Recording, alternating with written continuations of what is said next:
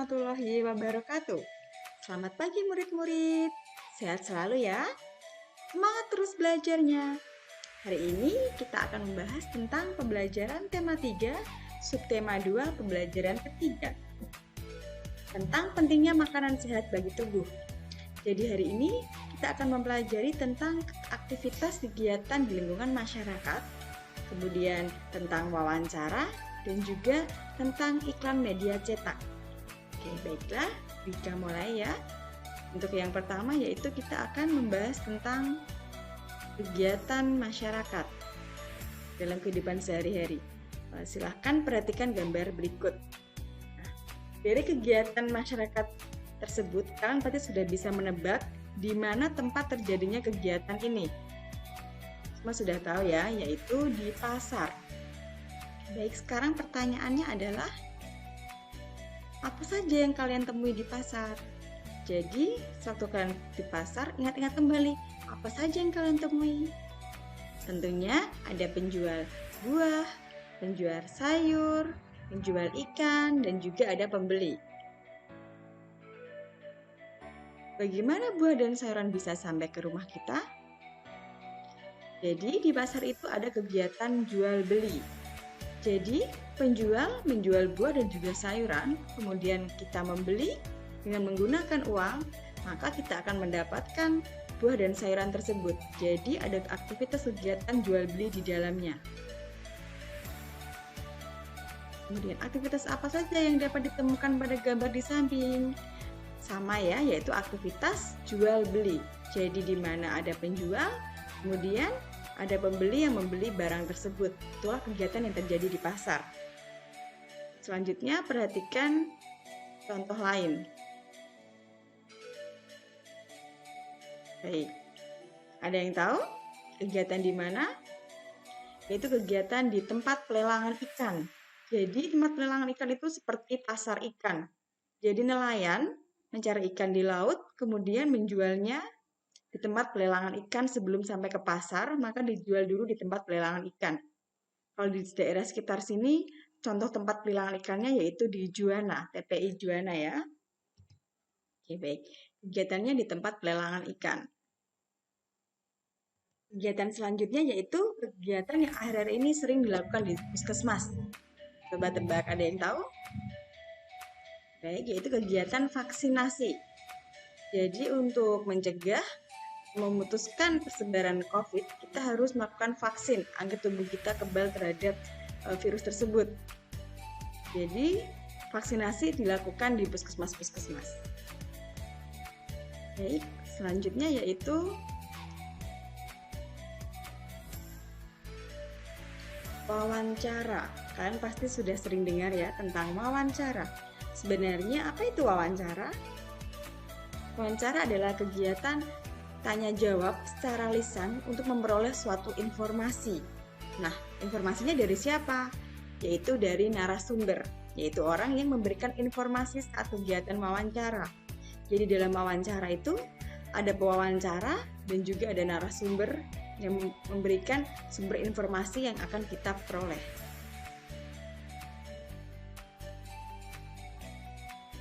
Hal yang harus dipersiapkan sebelum melakukan wawancara, antara lain yaitu menentukan tema atau topik. Jadi sebelum melakukan wawancara, kalian harus menentukan tema atau topik wawancara kalian. Selanjutnya, menentukan narasumber. Pilihlah narasumber yang sesuai dengan topik atau tema wawancara kalian. Jika temanya pendidikan, maka kalian harus mencari seorang guru. Kalau temanya kesehatan, kalian mencari narasumber yaitu dokter ataupun perawat. Jadi sesuai dengan tema dan topik wawancaranya. Kemudian membuat daftar pertanyaan. Jadi sebelum melakukan wawancara, kalian harus sudah menentukan daftar pertanyaan apa yang akan kalian berikan atau ajukan ke narasumber tersebut. Dan menyiapkan alat tulis dan alat perekam. Jadi kalian harus menyiapkan alat tulis dan alat perekam untuk merekam jawaban dari narasumber kalian tadi. Kemudian, gunakanlah bahasa yang sopan dan santun agar kegiatan wawancara bisa berjalan dengan lancar.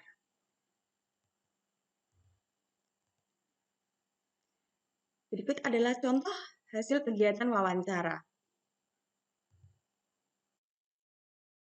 Assalamualaikum semuanya, selamat pagi. Saya akan mewawancarai keluarga saya tentang istiadat di daerah saya.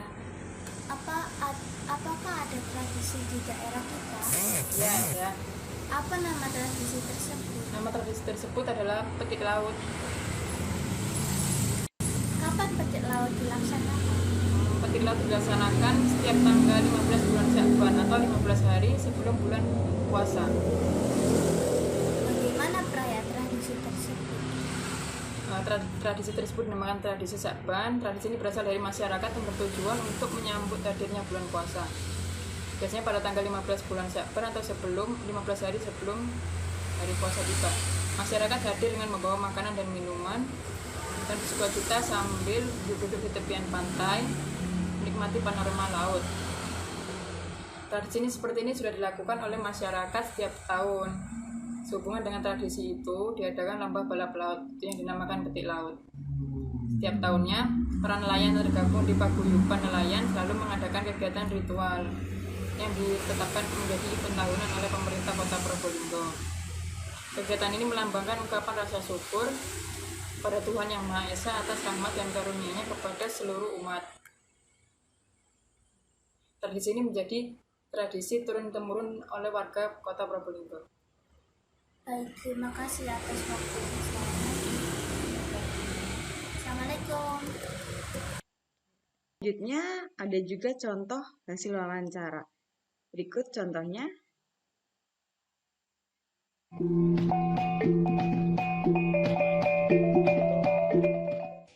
Assalamualaikum semuanya. Selamat siang. Hari ini Jumat 27 Maret 2020, saya akan melakukan wawancara dengan narasumber nenek saya yang bernama Bu Nelly. Berikut beberapa pertanyaan tentang keragaman budaya. Dari mana daerah asal Ibu? Saya dari Riau, Pekanbaru. Oke. Pekanbaru. Apa bahasa daerah yang digunakan? Kalau di Pekanbaru itu bahasa Riau, Melayu Riau. Apa nama rumah adat di daerah Riau? Di Riau itu rumah adatnya Salaso Jatuh Kembar namanya. Terus apa nama pakaian adat? Untuk pakaian adat di sana namanya kebaya labu, dan untuk perempuan yang laki-laki namanya teluk labu. Apa senjata tradisional Riau? Pedang Jenawi namanya. Apa kesenian daerah Riau? Di daerah Riau itu terkenal dengan tari Japin. Apa makanan daerah khas Riau? Kalau di Riau itu ada namanya ikan baung. Nah, kalau ikan baung itu biasanya dimasak asam pedas, nggak pakai santan, pakai cabai, rasanya asam dan pedas. Nah, kesimpulan wawancara ini adalah daerah asal Ibu Nelly adalah Riau Pekanbaru. Bahasa daerah Riau adalah Melayu Riau. Nama rumah adat Riau adalah Salaso Jatuh Kembar. Pakaian adat khas Riau adalah kebaya labu dan teluk belangan. Senjata tradisional Riau adalah pedang jenawi. Kesenian daerah Riau adalah tari zapin. Makanan khas Riau adalah asam pedas ikan bau. Terima kasih atas kesempatan, waktu dan untuk diwawancara. Demikianlah wawancara ini. Wassalamualaikum warahmatullahi wabarakatuh.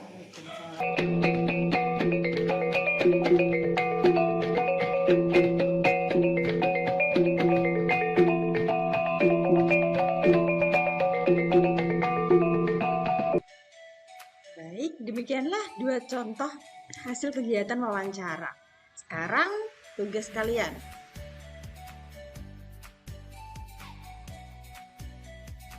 Yaitu lakukan kegiatan wawancara tentang adat istiadat di daerahmu.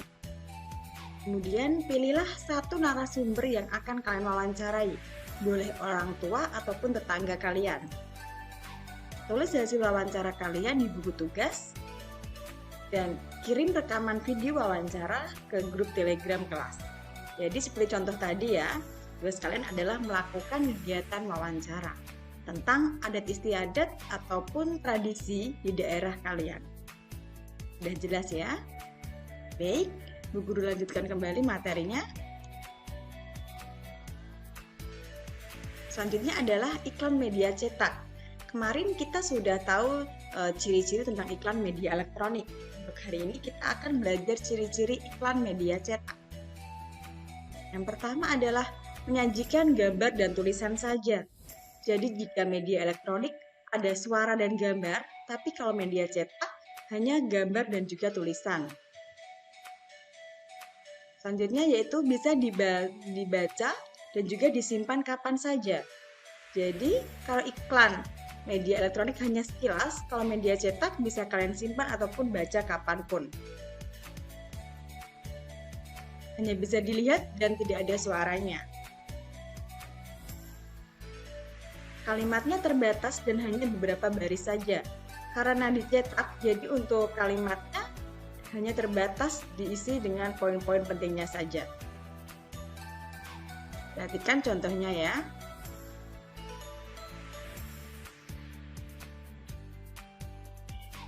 Di sini ada contoh iklan media cetak tentang obat wasir.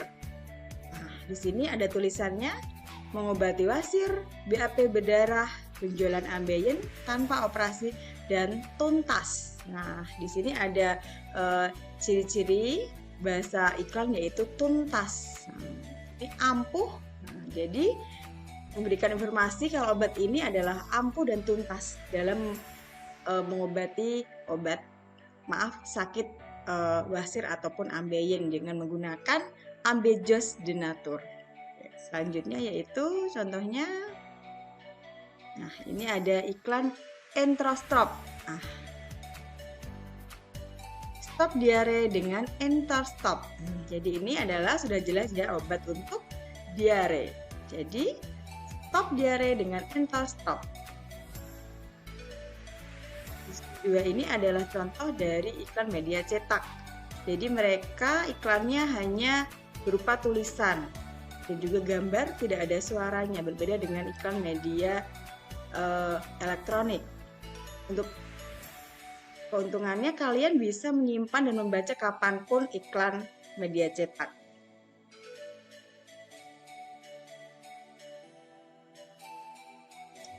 Sini kita lihat lagi perbedaan iklan dari media elektronik dan juga media cetak. Tante mau nyanyi. Aduh, kenapa sayang? Karyawan. Oh, sariawan. Pakai ini Albotil Concentrate untuk sariawan di mulut. Enggak, Apri.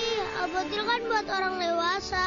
Albotil bisa buat anak kecil sampai lanjut usia tanpa rasa perih. Untuk mengatasi sariawan di mulut, kumannya perlu dihilangkan. Caranya, isi air sebanyak setengah tutup botol Albotil, tambahkan 5 tetes Albotil, aduk dengan cotton bud, lalu oleskan Albotil ke sariawan. Nggak perih, terus sembuh deh. Tante. Baim. Tante Syahrini. Ya sayang, bener kan tante bilang? Setelah pakai Albotil tidak perih dan sariawanku sembuh. Mulut bersih bebas kuman. Mau dong Albotilnya buat antiseptik organik tim Eke. Bye. Sariawan di mulut tuntaskan dengan Albotil. Albotil atasi sariawan di mulut. Marketed by NJ. Itu tadi contoh iklan media elektronik. Sekarang media cetak. Kalian perhatikan kembali. Sekarang kalian pikirkan perbedaan dari media elektronik dan juga media cetak. Iklannya tentu berbeda ya. Jadi dapat disimpulkan perbedaannya yaitu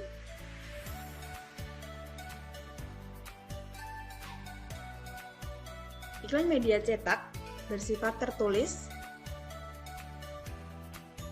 Kemudian iklan media elektronik bersifat lisan dan tidak tertulis. Media cetak dapat dibaca kapan saja dan juga kalimatnya berupa kalimat bujukan.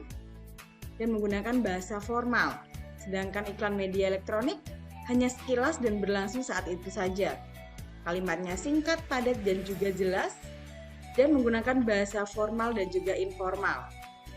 Jadi untuk iklan elektronik bisa menggunakan bahasa informal, tapi untuk iklan media cetak biasanya menggunakan bahasa formal atau resmi. Baik, sekian pembelajaran kita hari ini. Semangat terus belajarnya dan jangan lupa jaga kesehatan. Cukup sekian. Assalamualaikum warahmatullahi wabarakatuh.